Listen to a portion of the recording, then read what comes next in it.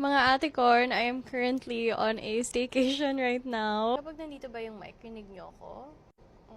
Anyway, I'm on a staycation right now because I wanted to treat myself. I wanted to gift myself the gift of relaxation. Well, because I can and because I like to do that for myself. I like to treat myself a lot. I don't think a lot of people know, pero one of my biggest love languages talaga is gift giving. I mean, bukod sa gusto kong binibigyan yung sarili ko ng gift every now and then. So, yung tipo na tao na I also like to give gifts to my family, to my friends, to my loved ones. So, yung tipong tao na when I'm traveling, I would ask my friends, oh, may gusto ba kayo? May gusto ba kayong ipabili? Sometimes I don't even ask them anymore if they want anything. If may nakita ko and it reminded me of that person, that family, that friend, bibilin ko para ibigay ko sa kanila. Siguro rin kasi I'm the type of person that I always want people to know that I'm thinking of them. I feel like giving gifts is one way for them to feel that I'm thinking of them, that I don't forget their little quirks or little details about them, ganon. I don't know if I'm making sense, but yeah, that's just how I am as a person. But also, oof, wow, snow. It also means hirap din ako magregalo sa mga tao kasi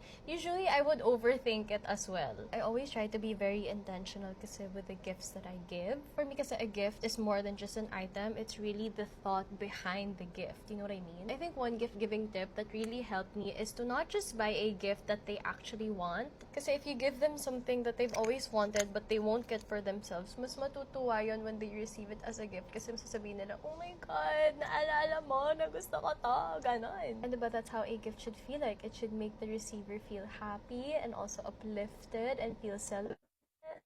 Sobra ka na. Sobrang ganda ng liquid highlighter na yan. Mukha ka lang talagang basa. Basa!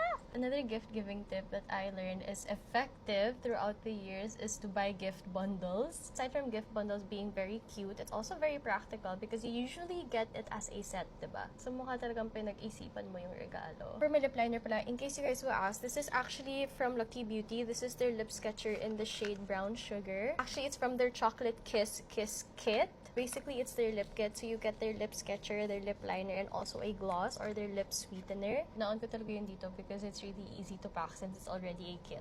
Okay, anyway, for my lippy, this is the lip sweetener in the shade Chocolate Fudge. And sobrang bango niya. Amoy chocolate siya. Gusto ko siya kainin. Actually, binaon ko dito yung mga beauty gift sets ng Lucky Beauty. Because again, the theme of this is gifting myself. Wow. They have 3 beauty gift sets. Yung una is yung Kiss Kit.